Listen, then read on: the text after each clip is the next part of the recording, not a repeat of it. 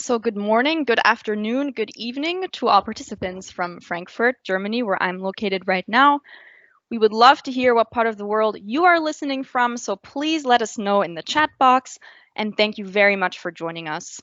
So a warm welcome to this session on water operators partnerships. I have the pleasure of being your host for the next 60 minutes. My name is Hannah Sportsenjuber. I am with the GIZ sector program, Water Policy, Innovation for Resilience. And on the topic of innovation for resilience, the objective of this session on water operators partnerships is to really get to the heart of these partnerships as an innovative technical assistance instrument, which has the goal of improving the capacity of water utilities worldwide. And of course, that includes water and sanitation services. As we've heard throughout this very interesting week on water for development so far, strong water operators truly are the key to delivering safe and sustainable water and sanitation services that leave no one behind.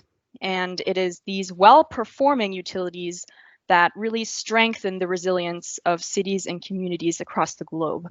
And this is in the interest, of course, of both SDG 6 on water and sanitation and SDG 11 on cities, not to mention the human rights to water and sanitation.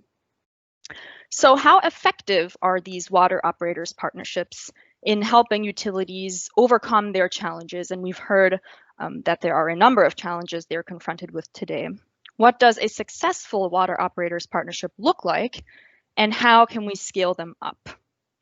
And to help us answer these and more questions, we have 8 expert co-conveners here with us today who will shed light on these water operators partnerships from all angles. So a special thanks to them for joining us. And now let us take a look at the agenda. So we will begin with an introduction of WOPs, as we like to call them, water operators partnerships, a sort of crash course. This will set the background nicely for our 2 roundtable discussions, which are structured along thematic lines. So the first roundtable deals with WOPs on the ground, that is WOPs in practice, and the second roundtable illuminates WOPs from a policy or from a framework perspective. And then, of course, we will provide some key messages for you to take along, and then wrap up the session, hopefully punctually. So before we dive in, I would like to draw your attention to some housekeeping rules. Very important, of course. So everyone has the best experience possible. This session is being recorded, and your participation automatically means that you grant recording permission. And if you do not want to be recorded, kindly leave the session at this time. No worries though, the recording will be uploaded to our event website, which is listed here after the session under events and resources. And our slides will also be made available in the GIZ event app under the documents section. And again, the event code for the GIZ event app is Water for All. So also please turn off your cameras and mute yourselves if you are not speaking, because every chirping bird and every fly is amplified 100-fold in virtual space. I actually have one in my room right now. I hope you can't hear it. So as I was saying, we will begin with an introduction to water operators partnerships, and this intro is brought to you by Maria Pascual Sanz from the Global WOPs Alliance at UN Habitat, or GWOPA for short. Maria has been working directly on WOPs since 2008, first as part of VEI, one of our co-conveners here today, then as a lecturer and researcher on water services and WOPs at the UNESCO IHE Institute for Water Education in Delft. She has been part of the GWOPA team for the past 4 years. So thank you, Maria, for providing us with this overview, and the next 5 minutes are yours, please. Thanks so much, Hannah, and thanks to everyone. It's a pleasure to be here with all of you. Can we go to the next slide?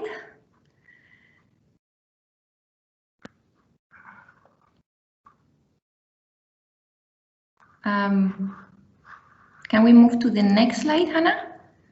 As I don't have the possibility now. Thanks so much. Now, for those of you who are relatively new to the WOP concept, let's just go back to a very basic definition.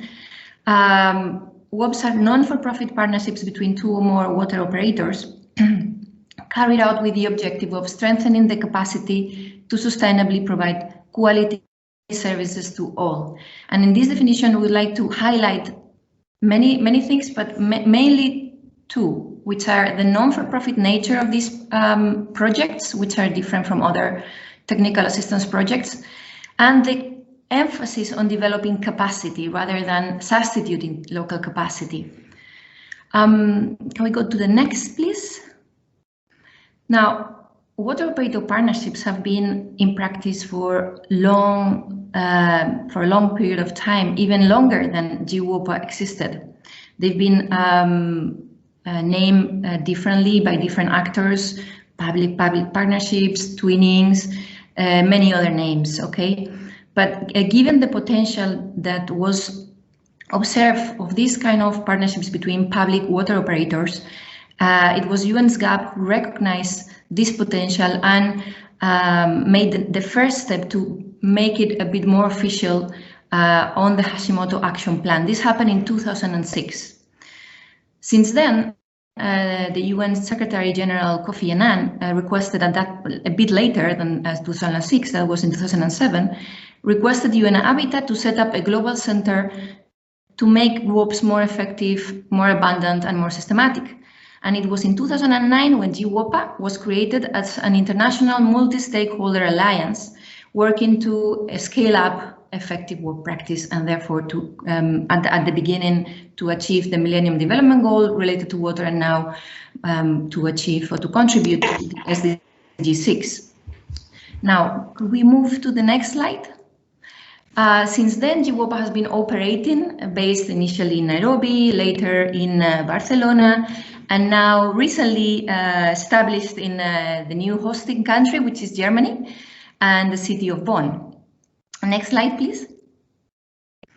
Now, what are the main three areas of work of GWOPA? On one hand, we very much focus on creating the knowledge needed by practitioners and supporting them to engage in effective WOP practice.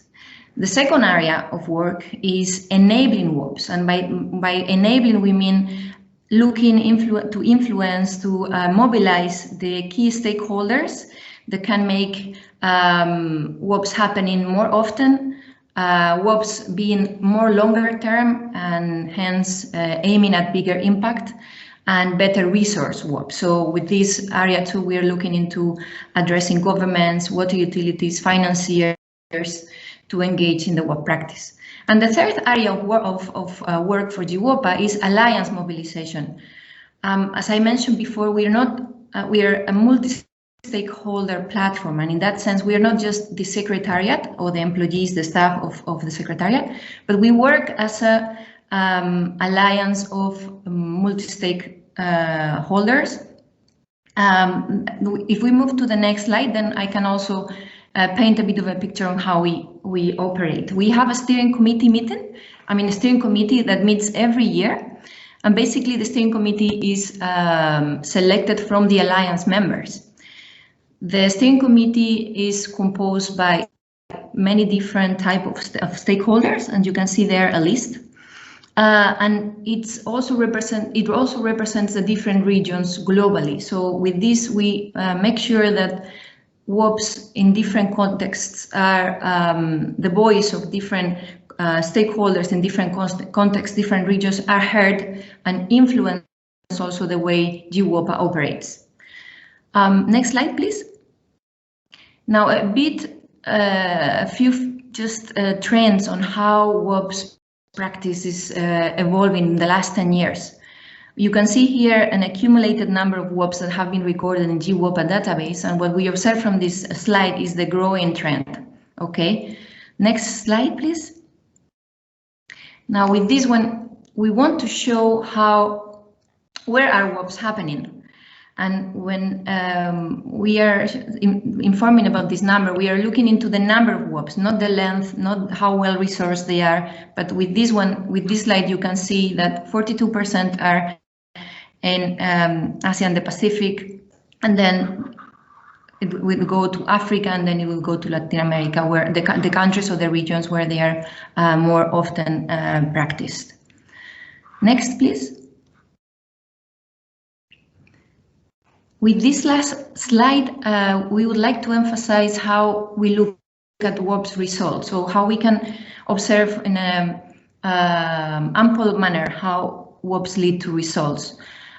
First, of course, the more immediate result is on the individual capacity of the mentee members, the mentee staff.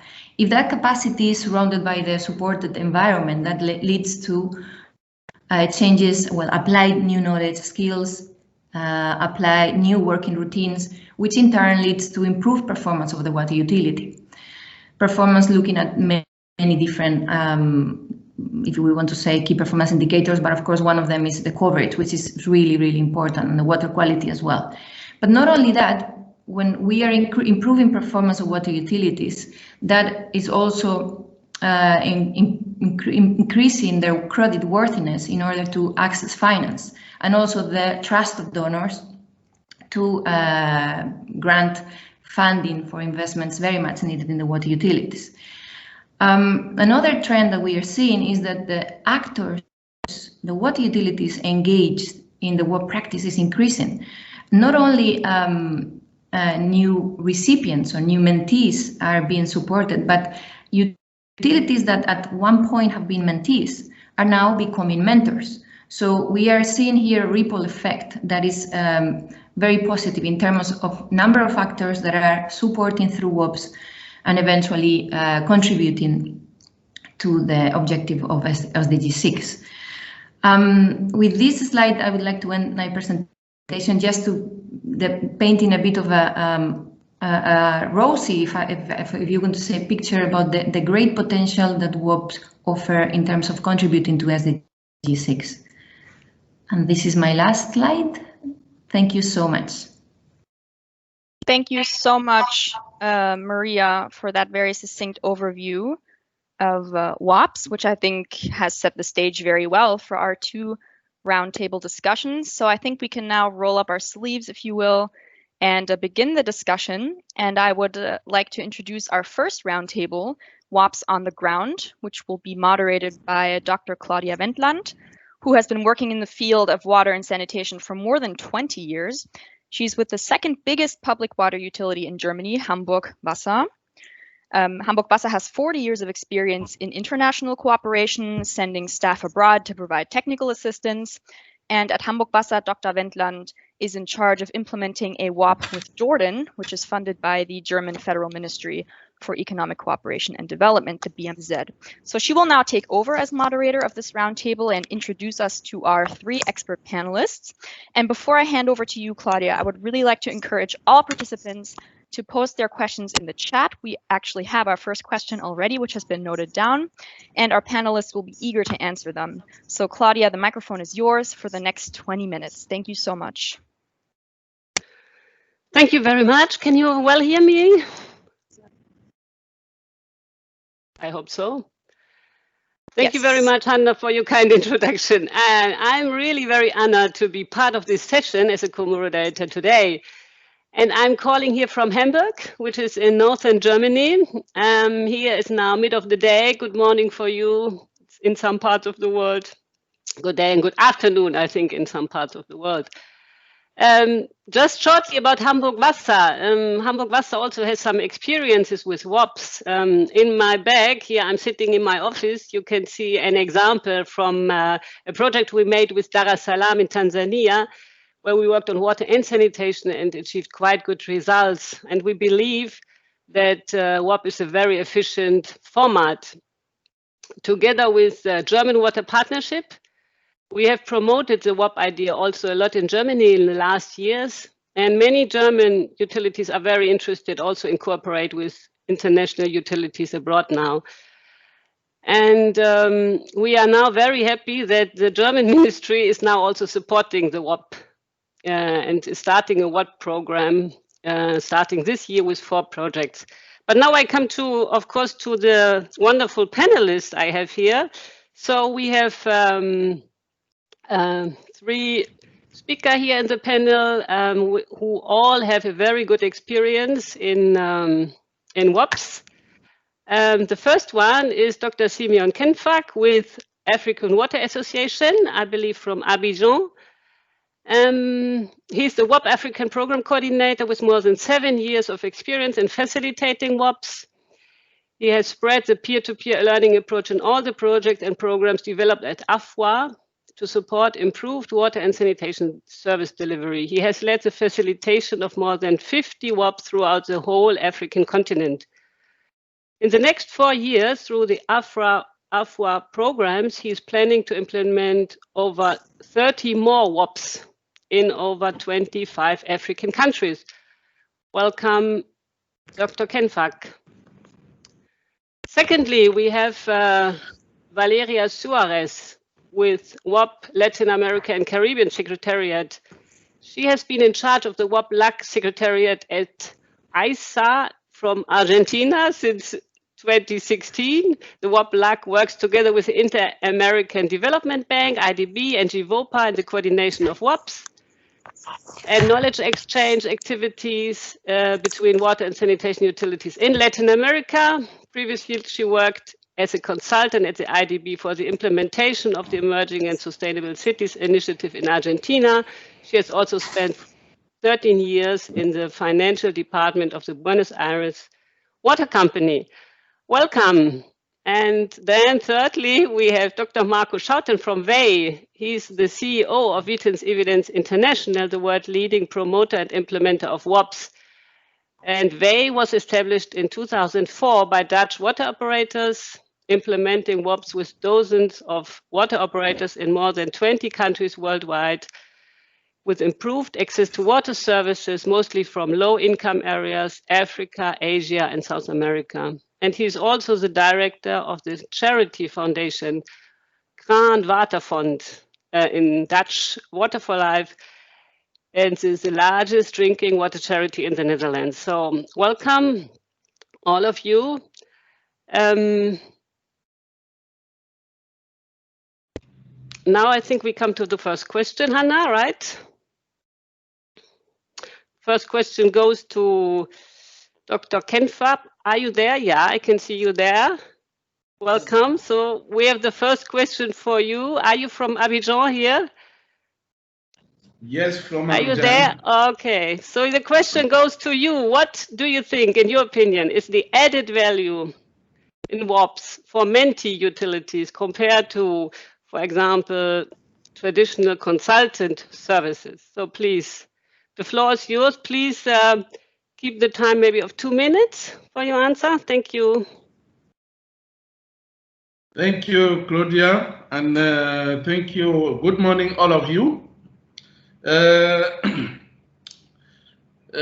the Menti perspective, but you will realize I'm a coordinator of WOP, so I'm facing both mentees and mentors. And from the mentee perspective, I think that one of the most important added value when we compare to consultancy services is that the mentee can benefit of a capacity building service without paying. Mm-hmm. And the second, yes, the WOP approach, the WOP activities expose the mentee through benchmarking visit to another utility or another environment performing better, and so they are able to identify for free some best practice that they can adopt or they can adapt in their own utility. And I identify also a third added value, which is that they have the mentee has an opportunity to face an audit on its performance system or on its operation system by experts from another utility, not from a consultant, but from another utility, which is the mentor, and from that audit, they can elaborate a short-term performance improvement plan that can allow them to test the best practice that they learn from the benchmarking visit. So that are 3 of the added values that I mentioned, I identify for the mentee side. Thank you. Thank you very much, Valeria. And Marco, do you want to add anything to that? Do you have an immediately important addition to say, or otherwise? Well, no, I think that the most important point is indeed that it's a colleague and it's not a consultant. So it's somebody who does exactly the same type of work and therefore has much more, let's say, he's much more aligned to what you experience yourself in your work. The peer learning, you mean, right? Yeah, peer support. Yeah. Absolutely, yeah. Thank you. Thank you very much. Any questions from the audience, please? All the people who are listening and watching us, feel free to put your questions and additions in the chat. Otherwise, we go to the next question. Thank you, Simeon. That goes Thank to you, Claudia. that goes to Marco Schouten. Why do you think, in your opinion, are partner utilities willing to pass their knowledge and expertise on a not-for-profit basis, please? Well, thank you. Yes, thank you so much, Claudia. Also, good afternoon to everybody. I think there are, let's say, again, 3 key reasons why this is true. The first one, you see that it's about just idealism. So people just feeling that water is a vital resource, everybody deserves drinking water. So you want, as colleagues, as a sector, to establish that goal, to reach that, and you want to make an effort for that. So this idealism base, I think is probably the most strongest motivation for this not-for-profit basis. Second element is that there's also an element of self-interest. Because for a water operator or for water operator staff who is involved in peer support, what you have is that the act of sharing your knowledge, of explaining what you are doing, of going somewhere outside of the boundaries of your service area is instructive. You learn from it. It's inspirational. It's also a bit of fun. And that makes also when you come back to your normal work that you have a higher level of motivation. Also for the water operators themselves, you become much more of an attractive employer. But there's also an element of self-interest there. And the third one, well, this is maybe a bit peculiar only for, let's say, the Dutch situation. For the Dutch situation, we have the luxury that the governments provide, let's say, legal framework. So there's a possibility for Dutch operators to reserve part of their revenues to dedicate for peer support, because of course there are costs associated. So therefore we can be able to operate on a not-for-profit basis. So I would say these 3 would sort of summarize the answer to this question. Thank you very much. Anything to add from the other 2 panelists members? From my side, I can also add.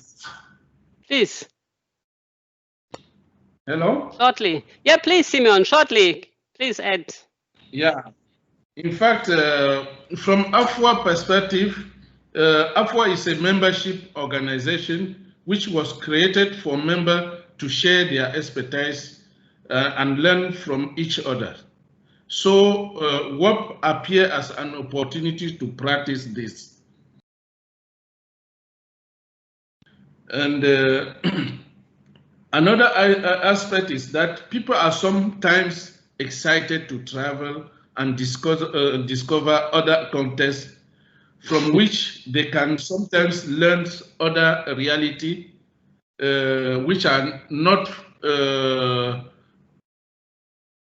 totally in the water sector, but So if they can learn from that tourism or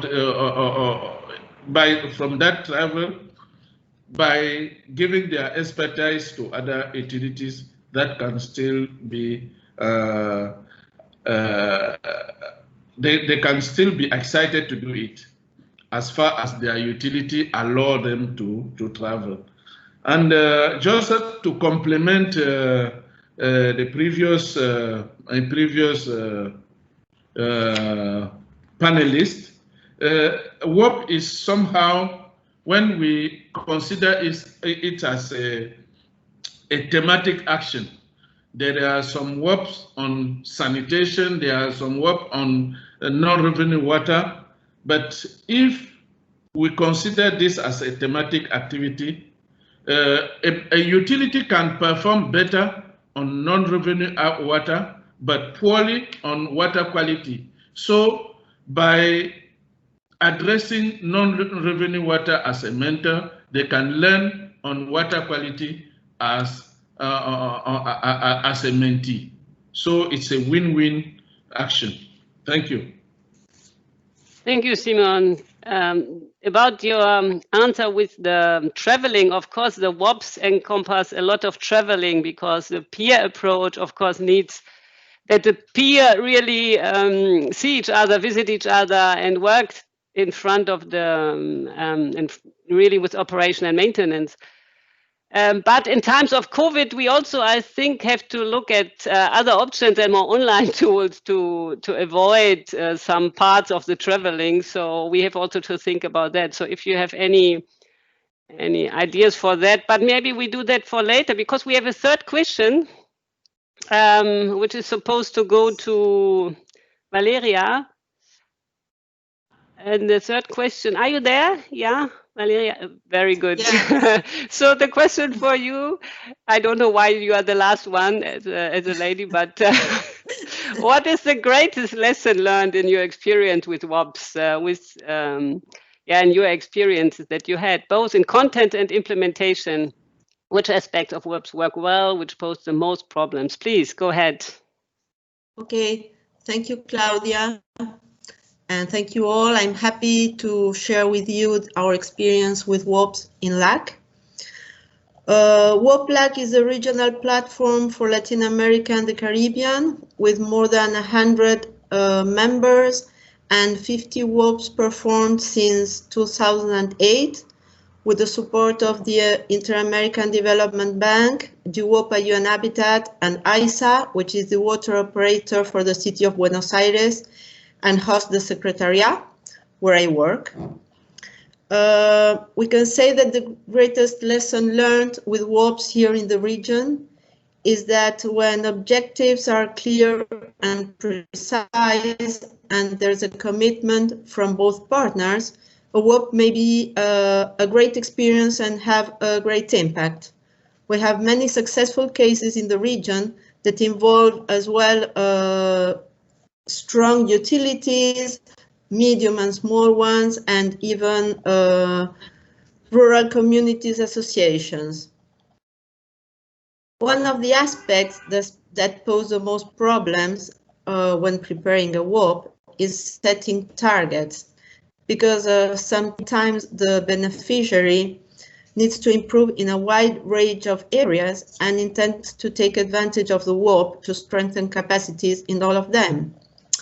What we do in those cases is to recommend to focus on one or two objectives to be more efficient, keeping in mind that in the future we will probably be able to work on a new WOP. Another challenge that we face is to quantify the expected results of the WOPs. We work together with the partners to orientate the WOP into an action plan, reflecting an improvement process that will include the good practices and lessons learned during the WOP. So what we think is that the more the impact of that improvement process can be measured, the better feedback will be given as well as to the partners and to the donor of the WOP. So those are the more difficult obstacles that we face when preparing WOPs in the region. But the good news is that utilities in Latin America are open to share their experience with others on a not-for-profit basis. And their professional staff is ready to guide peers on a capacity strengthening path. And I think that two things are important too. One is that we share the language in most of the countries in the region, and we work in similar contexts. So I think that both elements are key factors for the success of the WOP. That would be all. Thank you. Thank you very much, Valeria. And the two other, Marco and Simeon, do you have anything to add to that? Yeah, I will add, please, Claudia. I will add as a problems in the implementation side, it is sometimes difficult, or it takes time to reconcile the agenda of the mentor and that of the mentee when planning an activity. And in terms of the context, why that? Because WOP is not, when a utility is planning, is organizing its yearly plan, WOP plan. Sometimes WOP activity comes later on, so you have to, the staff have to think of his own work plan in the utility, and then that of the. It should go hand in hand, I guess, right? So, it should be best go hand in hand, of course, yeah. Marco, shortly, do you want to add anything? Well, maybe just, what I would say the greatest lesson learned would be that you need time. So it's a partnership, which means that you should have patience also with one another. You should get to know one another. So it's not a project, it's not a one-off, it's something which lasts for a longer time, which also evolves over time. And that's difficult to understand, to have a good impact. Thank you. I think we have to go to the next session, but maybe I have just a very last question to the three of you, because we have the title of the session is a game changer for technical assistance. I would of course say yes, it can be a good game changer, but just very shortly, maybe just one sentence from your side if you want to answer this one. Sure. Well, what I would say, it's definitely a game changer, but it is complementary to all other kinds of technical assistance like consultancy. So it strengthens one another, and therefore it can also exist next to one another. Okay, thank you. Claudia, do we have a time for just one question, and whoever will be asked this question should just answer in one sentence. So we have a question. We have a question from Vicky. Can any water provider apply to become a mentee without going through national government channels? To become a mentee? Yeah, who wants to reply to that question? Maybe we have from the who can from the WOP Africa. Yeah. From the WOP Africa side, the answer is yes. As far as AfWA is willing to group amount in his membership file all the African utilities. So with this, we will be willing to work with all the applicants when it is possible. So Vicky can contact you, yes, and come back to you, please. Okay, Vicky, okay, and then I just see another question, but I think it goes to the next session and the next cluster that is about the legal mechanism from Andrea Beck. So maybe she can ask the question to the. Kees de Jong provide latest information. That goes to GWOPA, right? Can you please provide the latest information? Maybe that can be replied in the chat as well. Yes, we have to go on to the next roundtable discussion. Absolutely, yes. Okay, thank you very much for the panel. Thank you very much, Valeria, Marco, and Simeon. It was an honor to be your co-moderator. Thank you. Bye. Thank you so much, Claudia. Again, we have. Bye. Can you hear me? Yes. Yes. Thank you so much for moderating that session. We have some more questions coming in, but we have to move on to the next roundtable. So these questions will be answered in writing after the session. So I think we've gotten a really fascinating glimpse into the essence of WOPs practice. So to complete the picture, we will go over into our second roundtable, which is dealing with WOPs in policy, so framework conditions. And this roundtable will be moderated by Dieter Rothenberger, who has more than 20 years of experience in the water and environmental sectors. He has been head of GIZ's sector program, Water Policy Innovation for Resilience, since 2019, and has been with GIZ for more than 13 years, also heading water, climate change, and climate finance programs in Jordan and most recently in Grenada. So again, I encourage everyone to post their questions in the chat. Our panelists will answer them during the roundtable. And Dieter, it's your stage for the next 20 minutes. Thank you so much. Yes, thank you very much, Hannah, for that kind introduction. And well, I just saw the picture you're using, and maybe you can see what 20 years of experience in the water sector can do to you compared to the picture which you're using and the real picture. Also, I noticed that actually it seems that Heiko, Pim, and myself are all standing behind the front, in front of the same tree, which is also quite fascinating. Maybe that's the water sector thing. But seriously, I'm very happy to moderate that session on WOPs in policy.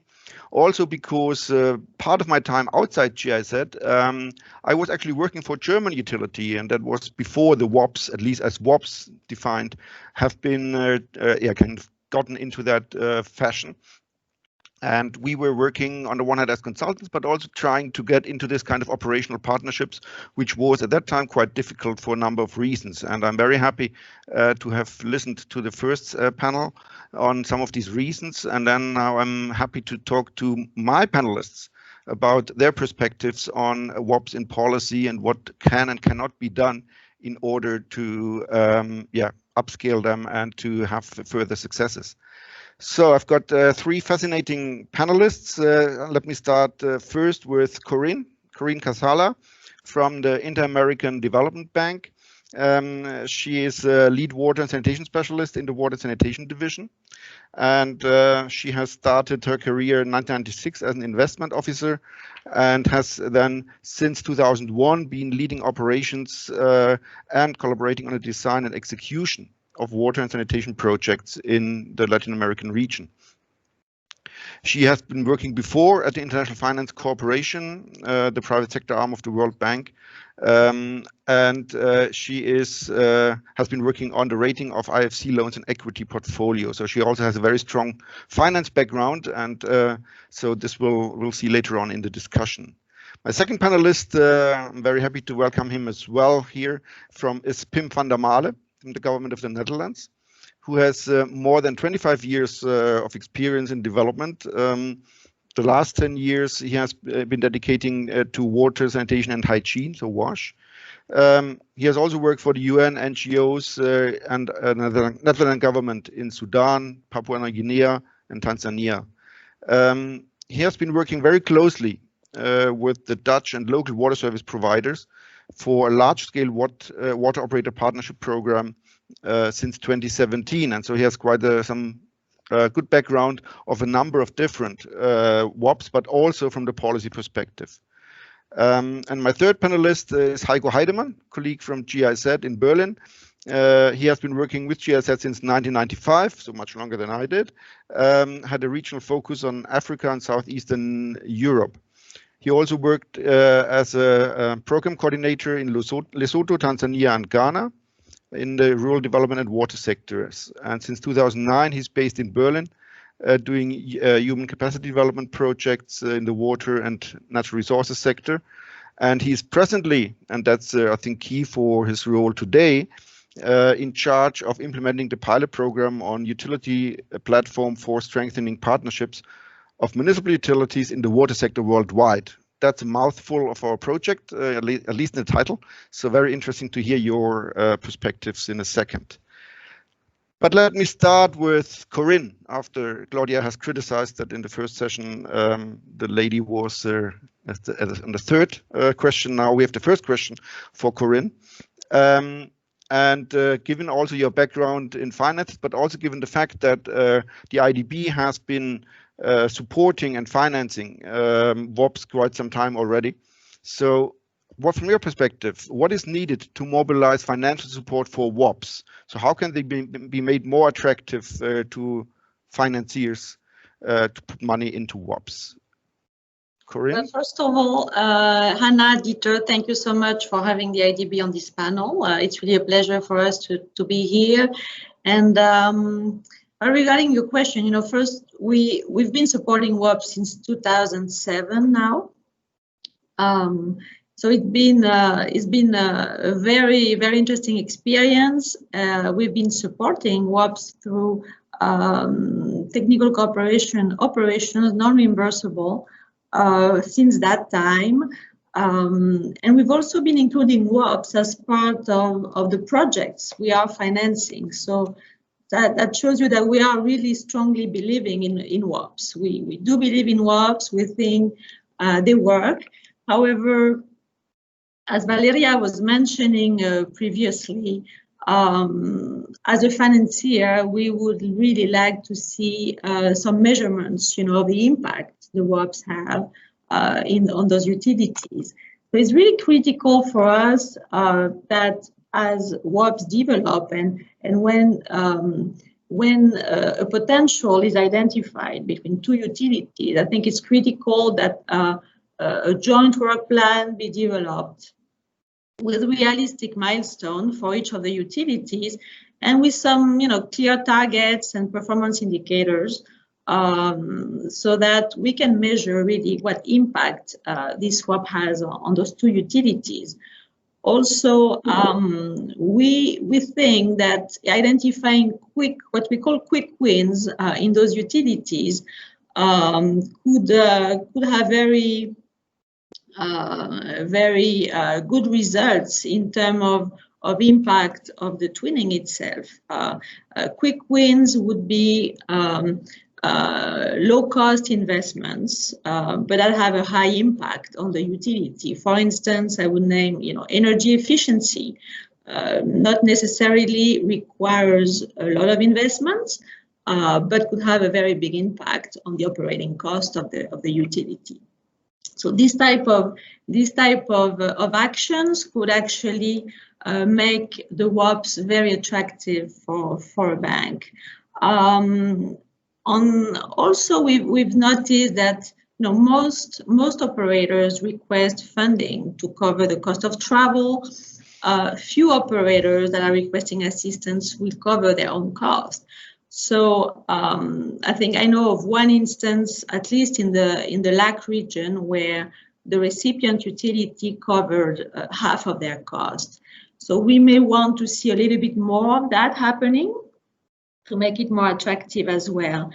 And finally, I would say that the actions implemented at the utility level should go ideally hand in hand with some sector policies at the government level as well. So I believe if the governments were more aware and knowledgeable about WOPs, about their objectives and their benefits for the utilities, they may want to support some of them.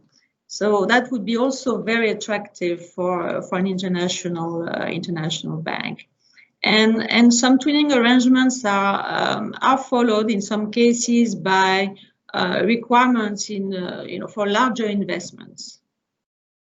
And those large investments require long-term financing usually. So identifying sources of long-term financing very early on during the twinning, I think would be could be very beneficial to the utilities, but also to the bank, because they will know very early on if they can support it or not. Thank you. Okay, thank you very much for these answers. Maybe one direct question back towards from me, actually, because you mentioned that the few operators cover their own costs. So you're talking about the mentors or the mentees not able to cover their own costs and not covering their own costs. So we're talking about both sides? I mean, the WOP obviously is a not-for-profit twinning. But we have seen in the region, at least in LAC region, we have seen some operators covering half of their cost. Maybe not the first time, but for the subsequent twinnings. And that was the mentee as well as the mentor. The two of them covered half of their cost. There was a utility in Brazil and one in Argentina.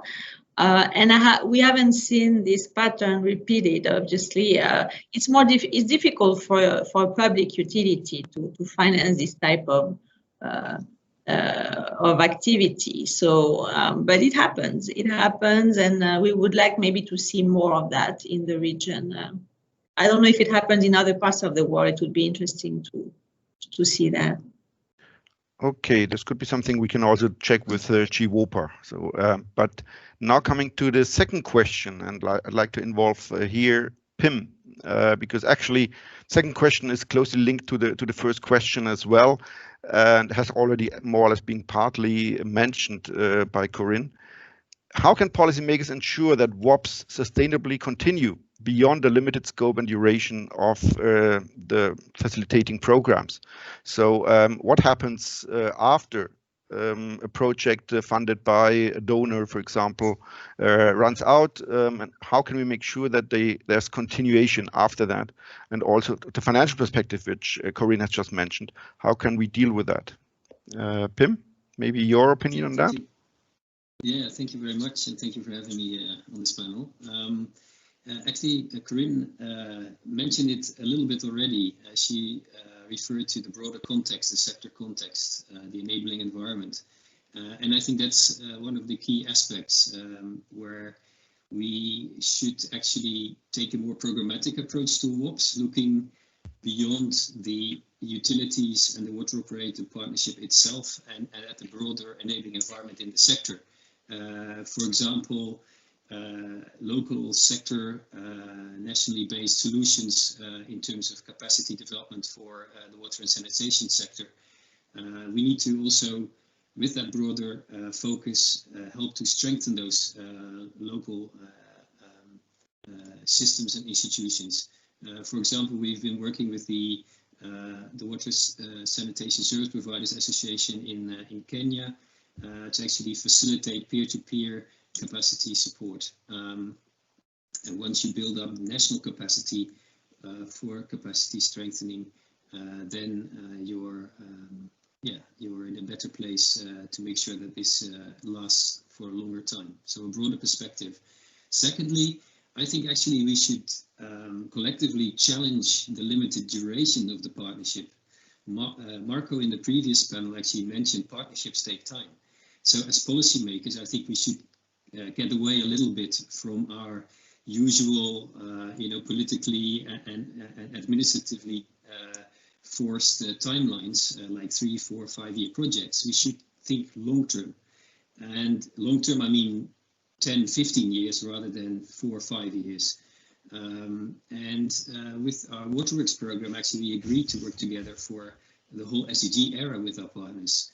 And of course, you need to be flexible, and hopefully, of course, you would see those long-term partnerships, you should allow them to, over time, change in nature from a full-on technical capacity building partnership into a more leaner coaching type partner arrangement.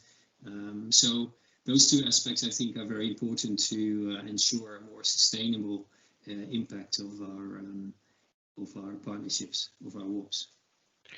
Okay, maybe also here a direct question back from my side. You mentioned WaterWorks. Maybe you can give a few words on that, but also, so the question is how do we actually, now in the Netherlands you have that waterworks, but how do we actually convince other governments with that kind of 15 years perspective, and in particular the funding or the support for such a long-term, even institutionalized with waterworks, institutionalized support, how can this be basically advocated with other governments? Yeah, I think there is an important role for all of us, but I think we need to emphasize the added value WOPs bring in reaching SDG 6. And something Marco mentioned also a little bit is that we need to show the added value in terms of that the water operator partnerships working on capacity strengthening of utilities also links up and creates synergies with other instruments donors often have in terms of consultancy work or large-scale infrastructure development programs. That those instruments tie in very well with WOPs, and I think if you add those synergies up, you are in a very good position to do something to reach SDG 6, and also at the same time making WOPs a more mainstream tool in our development toolkit, let's say. The long-term partnership, actually it's quite simple, to be very honest. We have a long-term partnership agreement with all our partners for that whole long period.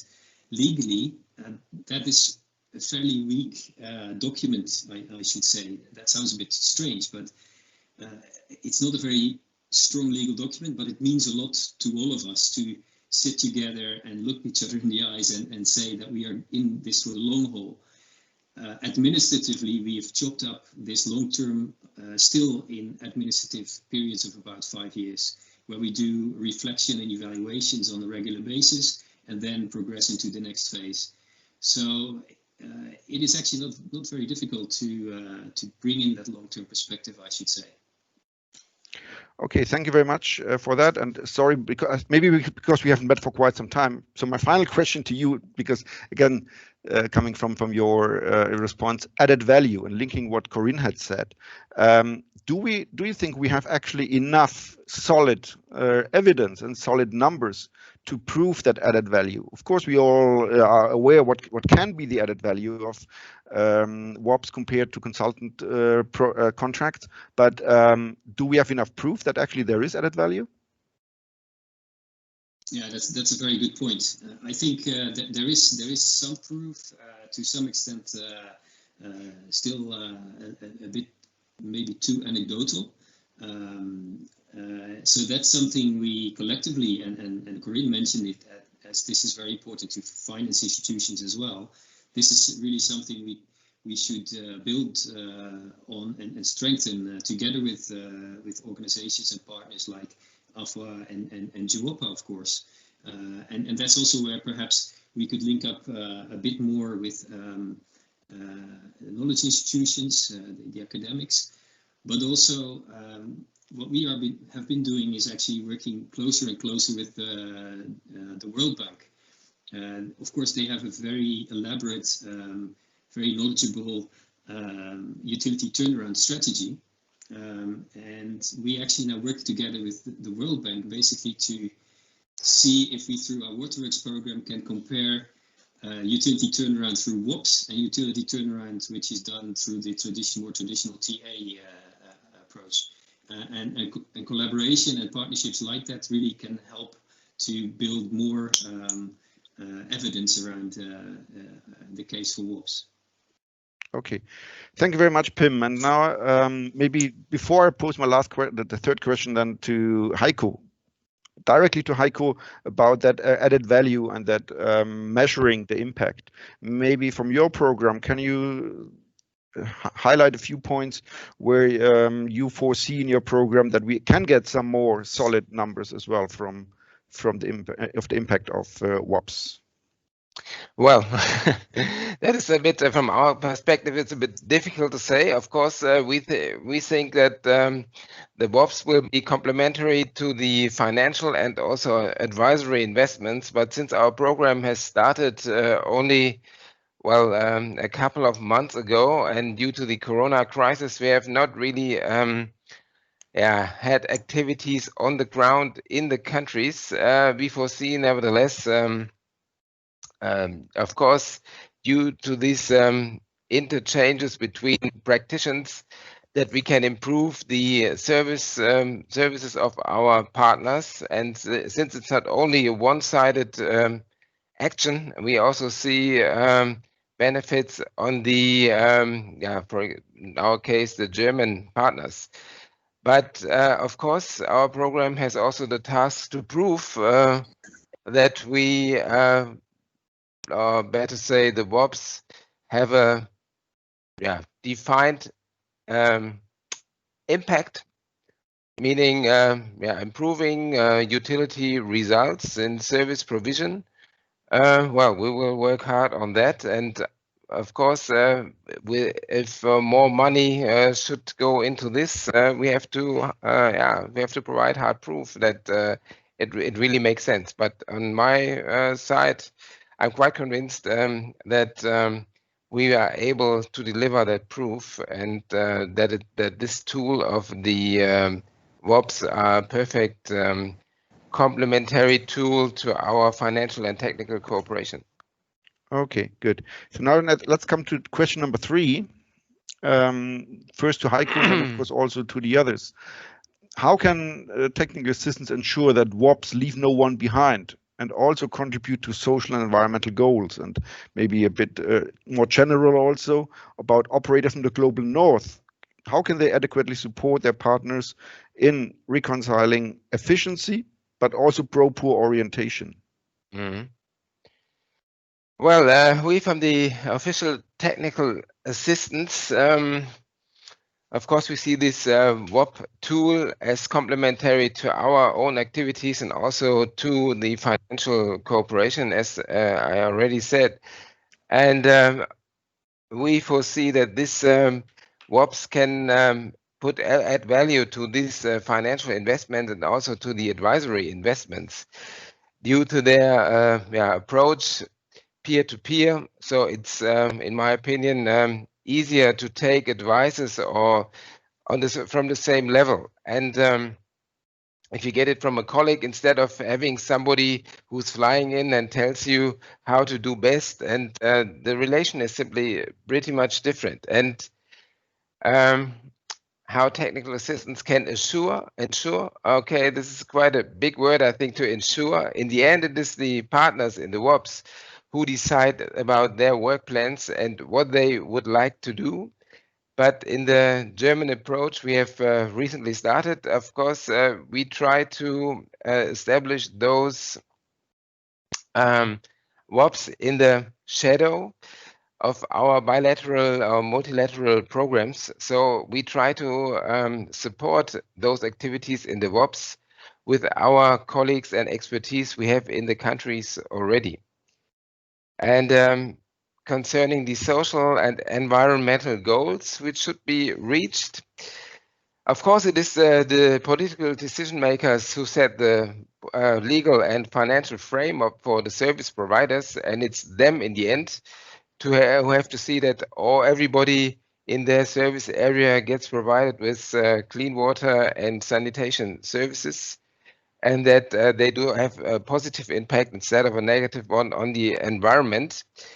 And therefore, I think that an improved management coming partly also from the WOPs and improved technical skills can lead to a more efficient service provision by the utilities, and therefore also leave room for a better planning, a better network establishment, a better revenues, which gives in the end then also possibilities to have enough funds and means to reach those areas which might be less advantaged.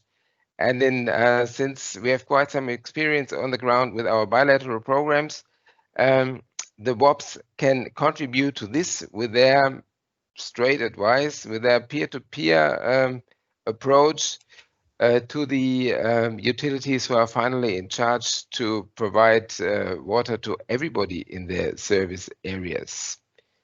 and especially concerning the environmental situation. If one looks at wastewater treatment plants built, a lot of money going into that, and we often have the situation that they are not really used or perform as they could if the labor would be as skilled as it is necessary. And here I think especially WOPs and this peer-to-peer exchange, which of course has also a long-term perspective, can help to make those treatment plants really make them work up to their standards and reducing hazard to the environment. Okay. Okay. Thank you very much, Heiko. Until here, I've got Maria Pascual-Sanz having her hand up. I've got a few questions in the chat, but also I would like to have Corinne and Pim also maybe giving some thought and some, if possible, anecdotal evidence on that last question of reconciling efficiency and pro-poor orientation from WOPs. But maybe first, Maria, I think you had your hand up quite some time already. Yeah, thanks a lot. I just want to, first on the EU call, the good news are that the last Friday it was signed by the EU. Now it's on our UN Habitat legal office, but it's expected to be finally signed this coming week.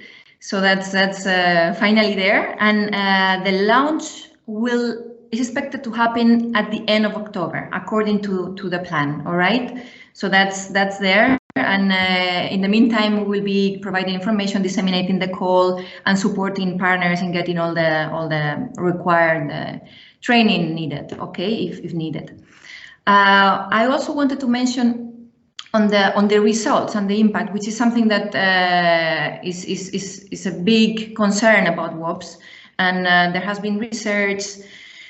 And what happens, what we face a lot is that many times donors are requesting metrics that are not realistic with the ambition of what a WOP is and the timing of a WOP. I think that many, Marco mentioned, Pim also, the timeframes that we are looking into for a WOP to really get into an impact.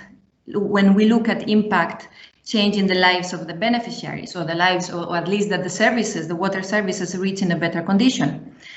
When the starting point is not through a WOP, is not changing a pipe, but is training, diagnosis, helping to self-diagnose, helping to self-train, create the capacity and the utility. So, of course, the first years you cannot aim at measuring changes in the key performance indicator. So we need to look at different metrics. But still, this message has been going on for many years. Still, the most relevant donors are looking into outputs as deliverables, which we know that they are not impact, cannot be measured as impact on the beneficiaries, or the other stream, no, the coverage or the water quality or the non-revenue water. But the donors or main donors are really not looking at what happens in between, and it's very difficult to push for these kind of indicators to be taken. Now with the EU call, we are aiming at this at least, and that means not only an impact on the on how donors are going to be looking and measuring, but also on practitioners to be having a closer look at, okay, what are we meaning by change? What are we meaning by gain knowledge? How do we measure it? So also we will have to train practitioners and the people involved in monitoring their own projects to really measure what's happening in the projects in the short and medium term, different than the KPIs that they are already reporting to their own shareholders. Okay, just wanted to mention that. Okay, thank you very much, Maria. Now quickly, and maybe just within 1 minute each for Corinne and Pim, your thoughts on the efficiency and pro-poor orientation. I saw in the chat that the Water for Life by VA has already been mentioned, but maybe you've got some anecdotal evidence from your experience on the ground of the efficiency pro-poor orientation of WOPs. Maybe Corinne first. Thank you, Dieter. Specific case regarding proper orientation, it doesn't come to my mind. Maybe Valeria could actually recall such a case. But in terms of, global north partnering with the global south, yeah, we've done that several times. And I can, what comes to mind is one specific twinning that was carried out between a utility in California and another utility in the Caribbean. That was a long-lasting WOPs. I think they're still in touch. Both utilities learned a lot from each other, not only the utility in the Caribbean. And there it was very well documented. So we could really see the progress that they made. Not only in non-revenue water, but also in safety. Safety really improved in the utility. But again, the progress was very well documented, and I think it's key in WOPs to actually document everything that is being done. So can really see a progress. So I'm not sure I answered your question because the proper orientation doesn't come to mind as a specific case. And I don't know if Valeria wants to jump in on that. Okay, but maybe first Pim, from your experience. Thank you, Dieter. Yes, thank you, Dieter. As a donor, I mean, proper service delivery, of course, is very high up on the agenda. So we've integrated this into our WOP program as well. But we noticed that it depends a lot on the national policies and frameworks in place, to what extent that can be addressed well. And it also depends on the priorities of the mentee utility and the level at which they are to be able to address this properly. So if the legislation and the tariff framework allows cross subsidies, then you have some good entry points to work from, for example. But what we've done in some of our partner utilities is to establish or dedicate a capacity to come up with a proper strategy, of course, embedded in the local context, and also work towards solutions in low-income areas for service delivery, be it through kiosks or prepaid water systems.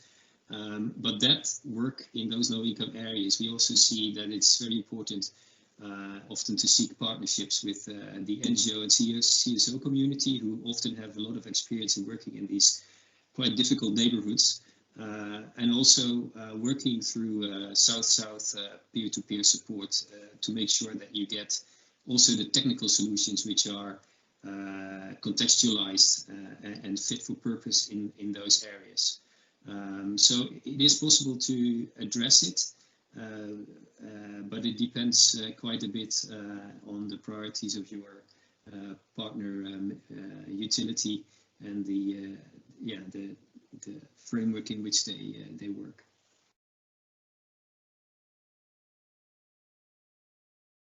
Okay, thank you very much, Pim. Now we've got a number of questions which deal with the financial part, including from Kees de Jong on the possibilities for German operators, and also that the opinion that knowledge is an asset and that should be paid for, but also the question of Simone on what can be long-term financing strategies. I would propose that we'll discuss this later on the platform, and we have already spoken quite some time on the finances. And Pim, I think you're the most experienced person in this regard on how to set up this long-term financing opinion or perspective at least. But one thing which is interesting concerning performance benchmarking, there was a question from Hanno to Corinne. Would utility performance benchmarking tools like, for example, the AfWA rating, and Simone has posted a link to AfWA rating, be suitable to roll out with WOPs to monitor KPIs and as a mutual evaluation mechanism? So how do we involve such tools like AfWA rating when we actually roll out WOPs? Corinne? Definitely, I think it's a great comment. We could definitely pair AfWA rating with with a WOP. And not all the performance indicators or good practices could be applied, of course, but I think a lot of them could. So I think it's very true. We could do that, definitely. Thank you for the question. Okay, so that's good. That's fine. Thank you very much for the answer. And with that answer, and looking at the time, I'm giving back to Hannah, thanking my panelists. And sorry that we took a bit more time, but I think the experience has shown that we need some time to discuss these kind of crucial questions for WOPs. So thanks to all of you for your time and your input.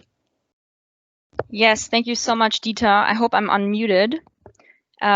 We have a few other questions in the chat, and these will all be answered in writing. So apologies that we can't deal with all of your interesting questions just now. But time is short. As you see, we are already running a bit late. So let us look back at the last hour and summarize what we've heard in the form of some key messages that you can take away from this session. And to help us do this, we have our final speaker for today, Ms. Maria König, who is a trained advisor in organizational development and has been working in different GIZ water programs since 2009 in Central Asia and Southeast Asia. She's currently a BMZ-funded business scout at German Water Partnership and is supporting German utilities in launching the WOP pilot program headed by Heiko, who we just heard in the second roundtable. So Maria, thank you for giving us your closing thoughts. The floor is yours. Thank you very much, Hannah. Am I understood well? Yes, you are. Okay, perfect. So thank you, Dieter. Thank you, Hannah. Yes, I feel very honored to be presented with this role amongst this circle of eminent experts and given all these wise words and comments we heard during the last hour. So yes, as you said, I'm in fact a colleague to Dieter and Hannah and Heiko, but also stand with all the utilities that, as Claudia set out to say in the first section in Germany, that are keen to get engaged in WOPs around the world. As you said, so-called business scout at German Water Partnership. So what are we, what am I taking away today? And of course, you're all very welcome to reflect for yourselves and add maybe in the chat in a second, what do you take away? So we set out with Hannah Swartzen-Druber, GIZ, and Maria Pascual-Sanz from GWOPA, and we're very nicely placed along the red line of this week's week on water for development that we are part of with this session, and set out to confirm that the absolute relevance and significance of water utilities and their role within the global agendas. So that the WOPs are the linchpins, or that the utilities are the linchpins of the SDG 6 on water and 11 on cities. And that, of course, then, therefore, any efforts towards improving their performance, their capacity and resilience are at the same time efforts that work towards realizing the Agenda 2030 and human rights to water and sanitation. So for the first section, we stayed on the ground a bit of implementing WOPs with Claudia Wendland from Hamburg Wasser, with Simeon Kenfak from the African Water Association, Valeria Suarez from the Latin American and Caribbean Secretariat of GWOPA, and Marco Schuten from the Dutch Bay Association. And with the four of them, we learned that WOPs clearly don't need to hide behind anything or anyone, and indeed already have a very proven track record towards these global goals and agendas. So WOPs, they are very much characterized by this solidarity-based peer-to-peer, we heard that a lot, learning, and have proved to empower utilities to make lasting changes towards sustainably managing all operations themselves. So the value added of this partnership approach was confirmed. We heard that from many voices, and that really this goes beyond a single-sided mentor-mentee relationship. It's a clear win-win situation or partnership in all directions. We heard keywords or keywords that resonated with me were it's a benchmarking opportunity for the mentee utility. There is this huge collective learning approach, and it can be considered an audit, but in a safe space. There is a huge idealism as a basis for engaging in WOPs, but there is huge personal gains, and it's fun. I took that away and found that quite remarkable. That will stay with me. Yes, we touched upon this game-changing nature of WOPs, the value added of operational partnerships, and that came through the whole session to me, the clear value added of this operational partnership in the framework of technical and financial cooperation. But of course, challenges remain, and the objectives, for example, need to be clear. It's useful to narrow down thematic focus of any partnership project and to align with the utility internal planning processes. Quantification of results is still an issue and is probably something to take on for discussion, and clearly to be patient. Such a partnership takes time, and to be realistic. And then for the second part, zooming back out for the last section, but also, as I found, with many quite practical and pragmatic comments. So really, I feel I witnessed both sections were reinforcing each other quite well. With Dieter Rothenberger, GIZ, Corinne Catala from the Inter-American Development Bank, with Pim van der Male from the Government of the Netherlands, and Heiko Heidemann, again, GIZ. With these four, we seem again to agree that there is a clear need to keep enabling, that's a word we heard quite a few times, mobilizing, to keep encouraging water policymakers and professionals to implement conducive frameworks and strategies that facilitate and scale up WOPs. So we touched upon funding questions, which investments can be tied to a partnership. Can we see and encourage growing own contributions by both mentors and mentee? This is clearly appreciated. And beyond funding, which policy questions do we have to deal with? There is alignment with government policy, with sector-wide approaches. Which barriers are still there for participating? And then one aspect, what models are there out for longer lasting relationships? How can we leave this shorter term project horizon? What type of coaching type partnerships are available, and other longer type institutional approaches? Again, comments refer to more clear and how can policymakers be convinced? That leads us back to the initial part, linking to global agendas, SDGs, alignment with infrastructure, with technical and financial cooperation. And sort of a strong word for me, how can water operator partnerships become more part of the standard development cooperation toolbox? Maybe there's a better case or a need to make a better case to communicate, again, the added value of the partnerships. So we can explore ways towards that. And maybe one also to link again to one of our speakers, at least for the medium term, one indirect avenue for these institutional relationships is the GWOPs project between German Water Partnership that I'm supporting and the African Water Association that we have Simeon here for, which also where the association can act as a multiplier and can boost capacity of its member utilities. Yeah, and we need knowledge hubs like GWOPA. I think, Dieter, that's what you ended with also with the platform. So maybe we should make a call here that attendees today should sign up to, or are very encouraged to sign up to the workspace. And I think if we all spread that within our networks, we could get pretty impressive numbers for sign up and for building that concerted action. But maybe before I come to the very closing sentence, we shouldn't lose the leave no one behind focus, because we do see a potential for reconciling efficiency and proper orientation. But really that again calls for a good integration of WOPs within the overall technical and financial cooperation framework, and that's not left to WOPs alone.